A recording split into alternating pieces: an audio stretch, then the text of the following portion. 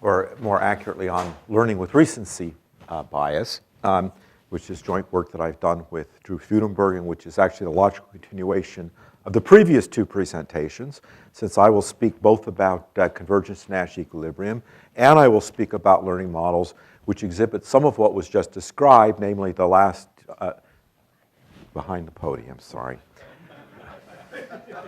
I can see that the filming is going to cramp my style, but I'll do my best with that. So I will also point to the previous observation from Ido and Al's paper that it's only sort of 4 or 5 observations that really matter, not the whole sample.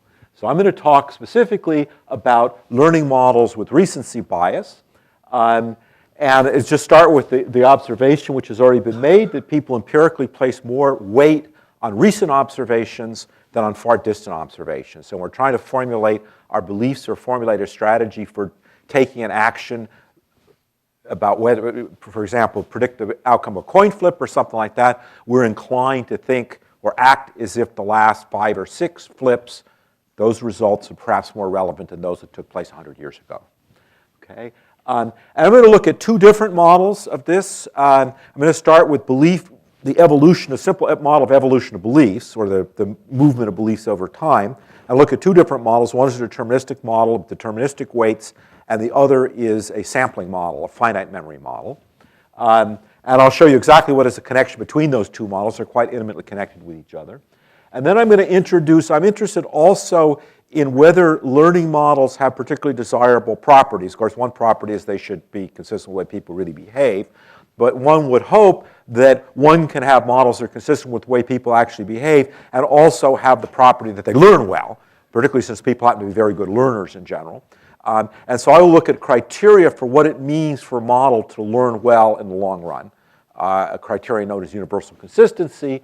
And I will show that recency models have a certain type of universal, or there are certain learning models that have a certain type of universal consistency property. And then I will say something about what consequences that has for the convergence of a group of people to Nash equilibrium when people might be using one of several of these different learning models that have these properties. In a certain sense, the title of this paper should be that Foster and Vora meet Foster and Young, as you will see a little bit later here. But Dean's not here, so he won't be able to appreciate that. So I'm going to start with just some simple notation. There's a sequence of periods. There's a finite space of actions to be taken here, an individual decision problem. Later, there will be several people, so they will be indexed by person. It will be a game. There are certain outcomes that occur. So you think of an action as whether to bet on heads or whether to bet on tails. And you can think of the outcome as the flip of a coin that comes up either heads or tails. You receive a utility that depends upon the action that you take and the outcome. Mixtures of actions will be noted by alpha as opposed to A. Strategies will depend upon the history. That's what you've observed in the past. You've seen how the coin has come up. You've seen the Ys, and you know your own actions based on the history that you've seen before. You formulate a decision about what action you should take today. The conditional probability of an action outcome depends upon the strategy that you take and also on the way in which nature chooses the outcome. And we're going to be pretty generous about the possible ways in which nature chooses the outcome. Okay, so I want to talk about strategies that are belief-based strategies. So reinforcement learning models are perhaps either, depending on how you interpret them, a broader or a narrower class than belief-based models. But one can convert practically any reinforcement learning model into a belief-based model by inventing beliefs that underlie the decision process. So there's not such a great distinction between the two as that. But since I want to focus on how you formulate your beliefs, it's convenient for me to work with belief-based learning models. So I'm going to assume that your beliefs are generated according to a Markov process that depends upon the data that you see. You start with some particular belief. I'll call that phi 0. That might be based on a description that was given to you of the circumstances that you face. Your beliefs then evolve according to a Markov learning kernel. Your beliefs in period, there should be a subscript t. Your beliefs in period t depend upon your beliefs in the previous period and the outcome that occurred. Okay? So just update your beliefs based upon the outcome. And then you play a response map. You choose a random choice, alpha, based upon your current beliefs. So your choice at time t is based upon the beliefs that you were formulated from It depends on the timing, but the way the timing is, your phi t depends on yt, so your choice at alpha at time t shouldn't depend on yt, it only depends on things you've actually observed. So in this notation, that's phi t minus 1. And it'll be somewhat convenient here to also have indicator functions of whether a particular outcome occurred in a particular period and writing down formulas for updating, specific methods of updating beliefs. So the most very simple-minded way of updating beliefs is what we call recursive weighting. And that just says this. It says that your beliefs at time t should be a weighted average of your previous beliefs at time t minus 1 and whatever it was that happened at time t. So ft is the indicator function. It's the vector that corresponds to the outcome that actually happened. There's a 1 where the actual outcome occurred and zeros in the other components. Okay, so it's a probability vector which places probability 1 on the occurrence that took place in period t. So now, if you want to think of, sorry, I'm not allowed to move out from behind the podium. I'll try not to do that. So if you want to think about sort of standard, for example, you're watching a coin being flipped, and you're Bayesian, and so what you do is you keep track of the average number of heads in the past sample. That is not this model. In that model, mu, the weight on the current observation, is 1 over t, where t is the number of observations. This is a model of recency because it puts more weight on current observation. The weight on the current observation doesn't go to 0 as you acquire more observations. It remains constant no matter how many observations you acquire. And in particular, it's equivalent to what you might call weighted sampling. So weighted sampling here is a weight number bigger than 1. And your beliefs at time t are equal to a weighted sample of the past. And in fact, I just think of it very simply. Think that I see the first observation, I put weight 1 on the first observation. Then I duplicate the second observation twice. Then I duplicate the third observation 4 times. So I put exponentially increasing weights on each observation. And then, of course, I divide by the sum of the weights in order to get an average. So that would be an exponential weighting scheme, and that's designed in such a way that the weight on the current observation retains a constant weight relative to the past. Now, there's a little bit of a trick here because the sum starts with your observations. So in order to make this truly stationary, we need to create some fictitious sample that runs back to minus infinity.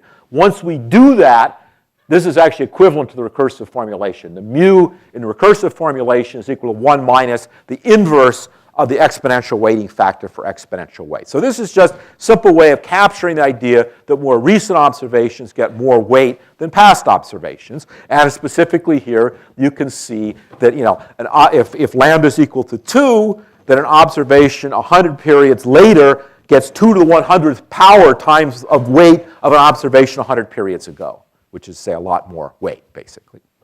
Okay. Observations that just past basically wind up not mattering in this model. Okay, so that's weighted sampling. Now I'm going to talk about the limited memory version of weighted sampling.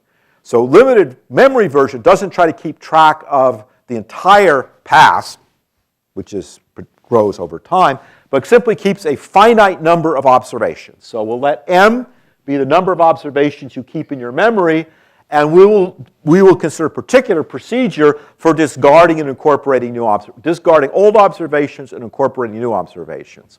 So Peyton is looking at this a little bit intently because he worked with models where you keep the last k observations in your memory. And that is specifically not the model that I'm going to use here because that is not equivalent in any reasonable sense to weighted sampling. Rather, I'm going to describe a KP process which works in the following way. We have a memory of size m and a new observation. I pick at random k, a subset k of observations. Okay? Of that subset k, I then flip a coin for each of those observations, and with probability p, I discard that observation. Any observation that's discarded is replaced by the new observation. Okay. That procedure has the property, the simplest version, and I'm going to give you the simplest version of that one. You have a memory of size m. Every period you pick one observation at random, and you throw it away and replace it with the current observation. That would correspond to p equals 1 and k equals 1. You pick one observation. So k equals 1, p equals 1. That's the simplest version of this, right? So you see why this is similar to exponential weighting, because the longer an observation has been in your sample, the greater is the chance that you've discarded it. and yet there's never probability 1 that it got thrown out, because there's only a probability each period that that was the observation selected to be discarded.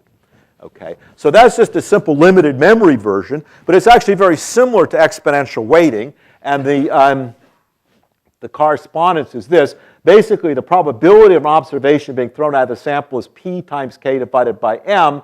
So that's like saying that lambda is equal to the inverse of that number. Lambda is roughly equal to lambda is the weighting, the growing weighting factor in exponential weighting.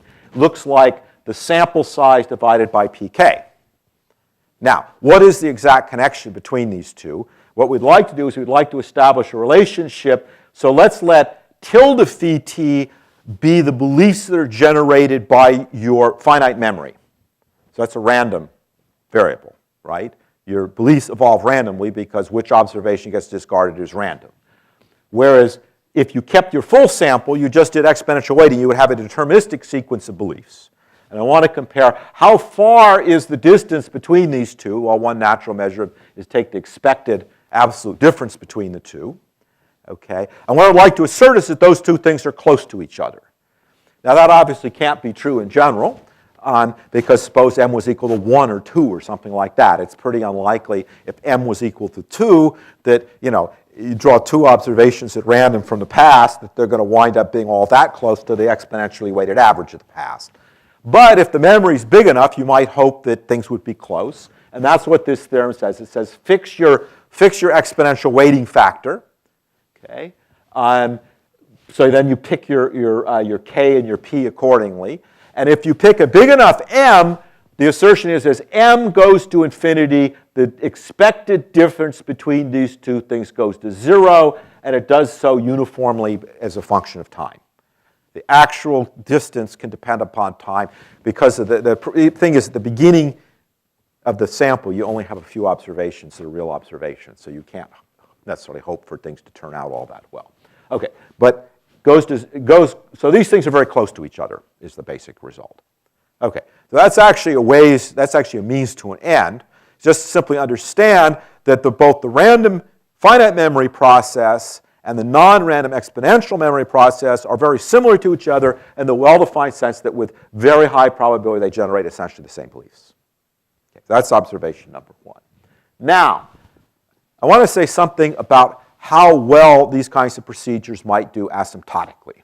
Okay. Now, in order, if there's too much recency, you'll see in a minute that nothing I'm going to say is going to make very much sense. So I'm actually going to talk about recency only in the trivial sense. I'm going to talk about recency that is almost non-existent. But there's recency, but basically lambda is a number very close to 1. Or to put it differently, mu is a number very close to 0. Okay, so there's recency, but not so much recency as all that. So I'm going to just start by introducing a basic idea that's frequently used in these constructions, which is the idea of smoothing the utility function. So remember, U of A, alpha is what? Alpha is the probability distribution with which you choose actions. Gamma here is a probability distribution over the outcomes Y. Okay, so this is the utility you get if you play alpha against some probability distribution of outcomes gamma.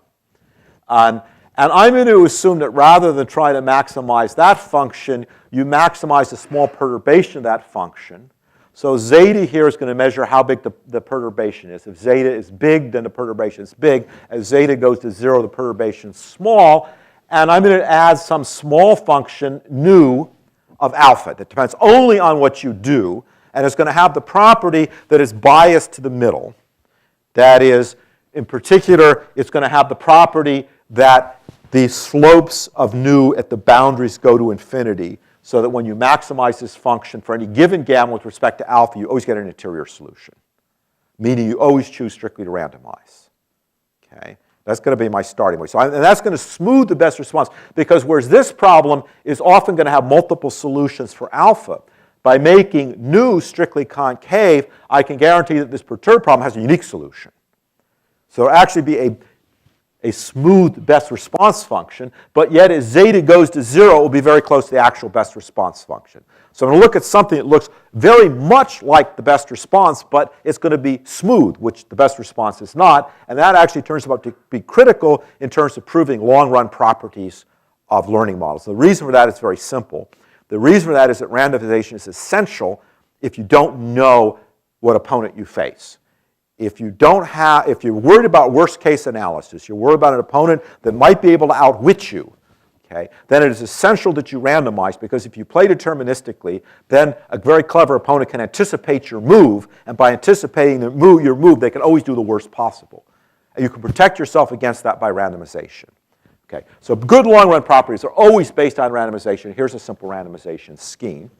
Okay, so I'm going to let alpha hat of gamma be the solution of the smooth maximization problem, and observe the most important thing here is that as this parameter zeta goes to 0, the smooth best response approaches the actual best response. Now then, I want to introduce a criterion for what it means to do well in the long run. Okay, I'll tell you what the criterion is first, and then I'll explain why it's a sensible criterion. So I'm going to define, first of all, remember we have these weights lambda that are your belief weights. So lambda is a number bigger than 1, and lambda to the tau or t grows exponentially over time. And what I want to do is I want to consider utility weights that are the same as belief weights. So in other words, if you think of taking observation 1 once, and then duplicating observation 2 twice and observation 3 4 times, it suggests that we're putting 4 times as much weight on the third observation as on the first observation. If that is in fact our criterion, we should use the same weighting scheme for utilities. We should put 4 times as much weight on the utility you get in the third period as the utility you get in the first period. So this is a weighted sum of utilities where the weights grow higher and higher as the utilities are farther and farther out on time. Okay? And so I want to compare, this is how much you actually get. So you're going to play some strategy alpha, and you're going to get, something's going to happen to you, and you're going to get some utility, and this is the weighted sum of utilities that you get. That's an objective thing that happens to you. This is a theoretical construct. This says, suppose I had these weighted beliefs, and I played a best response to the weighted beliefs. What is the most that I could get? And now the question I want to ask is, I want to think of that is the following question. Suppose I knew what this weighted average would be before I made my decision. Okay? So somebody said, here's 100 periods. Over the next 100 periods, the weighted average you face is this number. What do you do? Well, you choose your alpha to maximize, and you get a certain amount. And what I want to do is I want to say, how well did you do relative to that criterion? So I'll put it another way. Okay. All we're keeping track of here are these weighted, right, frequencies of past play. Right? How well could we hope to do by keeping track of weighted frequencies of past play? Well, we might hope to do as well as if we played a best response to the actual weighted frequencies of best play. So I'm saying, did I do as well as I could have done if I'd known in advance what the sample was going to look like, where the only thing I know about the sample is the information I kept track of? So that seems like a sensible criterion. Maybe you don't believe you could ever do that well. And if lambda is a number bigger than 1 or enough bigger than 1, you can't possibly do that well. Think of what happens as lambda goes to infinity. Puts all the weight on the most recent observation. So what we're saying is, if I want to say you do almost as well as if you knew in advance what the sample is going to be, the sample is going to be what happens next period with, weight 1,000,000 and the whole pass with weight 1. Right? So basically we're saying it's just next period. So could you possibly do as well as if you knew in advance what was going to happen next period? Obviously not, right? Because you don't know what's going to happen next period, and so you can't do that well. Okay, so what we're going to do is we're going to show that if lambda is close to 1, so the weights put a lot of weight out into the back pass, then you can do about as well as if you knew the sample in advance. So here, this is just the sum of the weights. This is the difference between how well you might have hoped to have done minus how well you actually did. So that's like a cost. That's how much you lost. Okay? And so the definition of weighted universal consistency is that the ratio of what you lost divided by the weight, so it's an average, should be small. So the smaller is epsilon, the stronger is this criterion. Okay? You don't lose more than epsilon relative to how well you might have hoped to have done.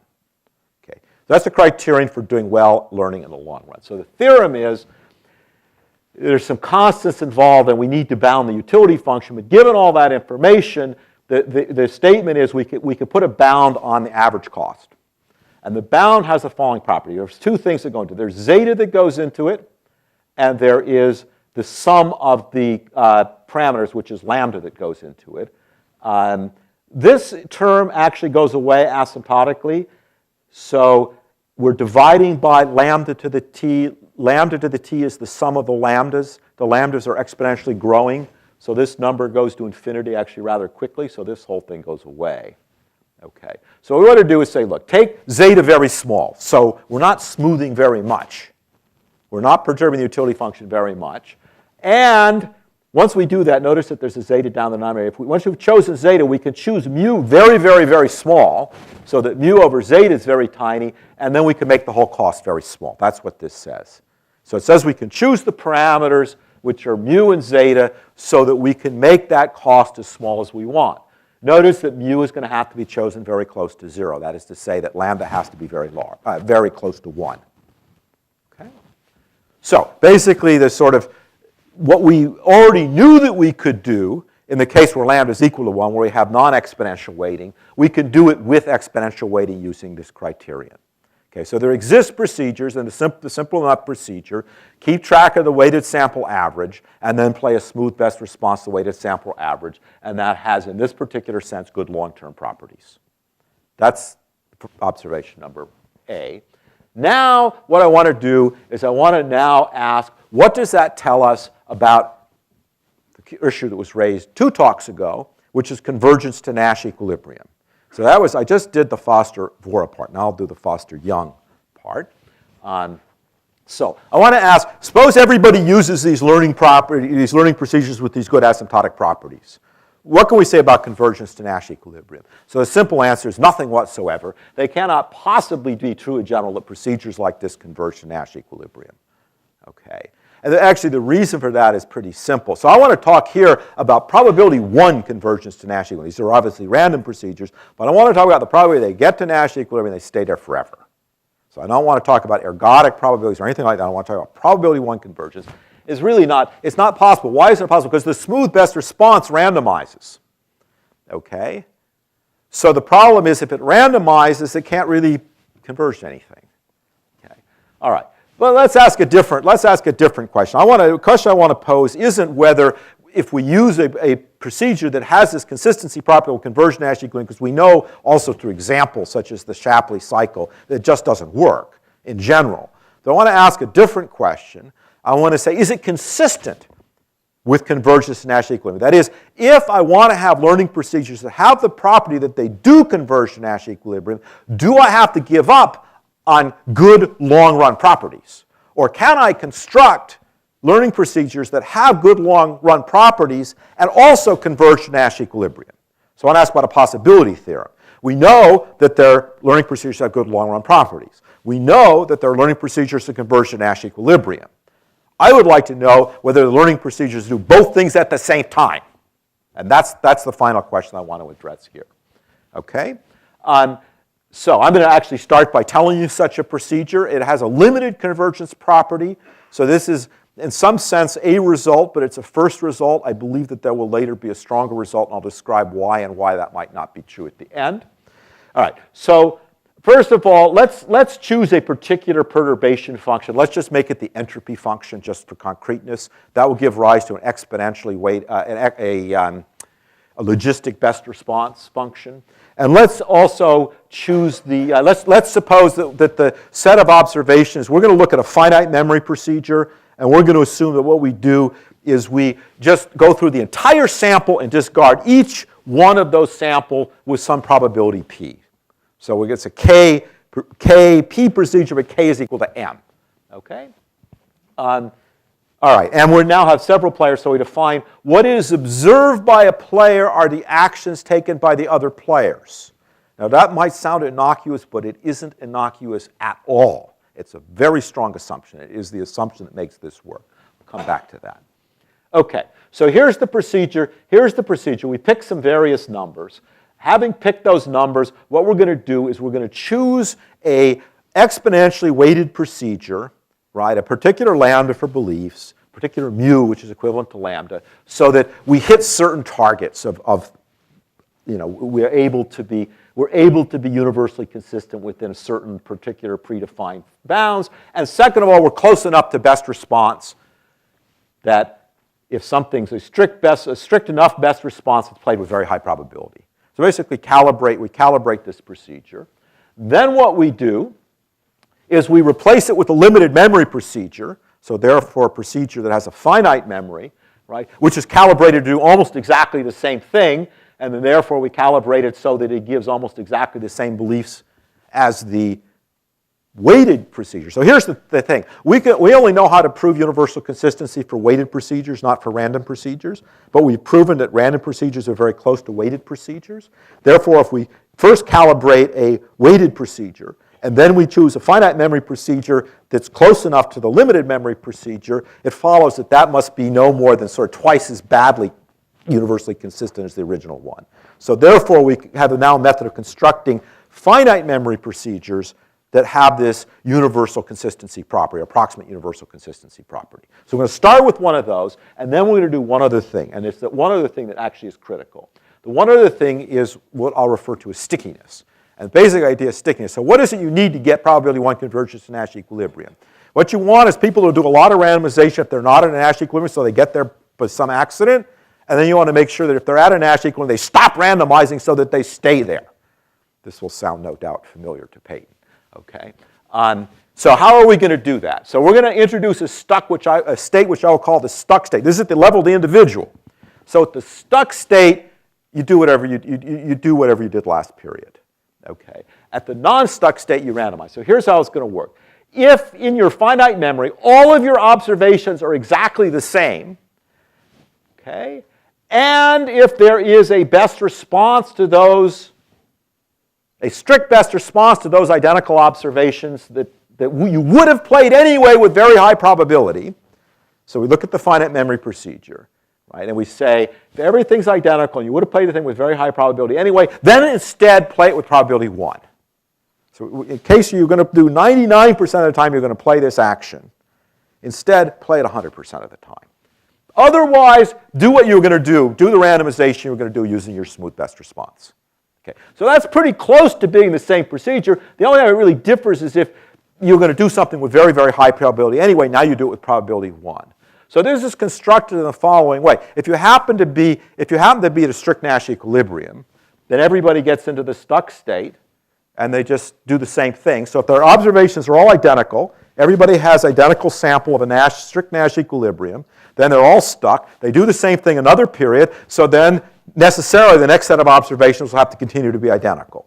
Okay. On the other hand, if one person is not stuck, that person randomizes with positive probability over everything. Therefore, there's some chance they do something different than they did before, thereby changing everybody else's sample, thereby unsticking everybody.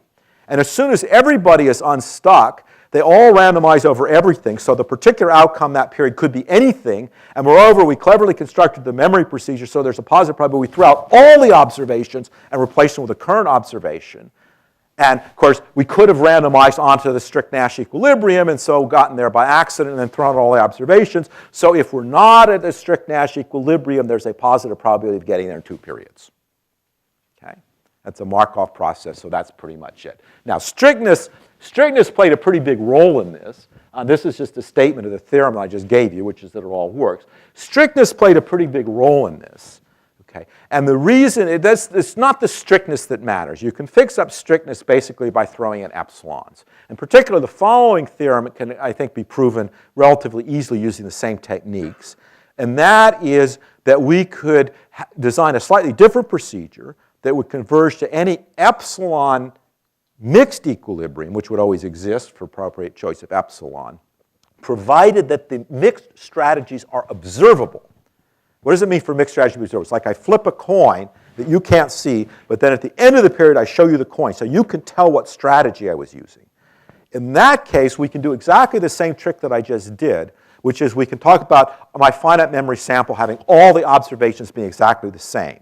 So then even in a mixed equilibrium, right, what I wouldn't see that sometimes you played head and sometimes you played tails. What I see is that every period you randomize 50-50 between heads and tails because your mixed strategy is observable.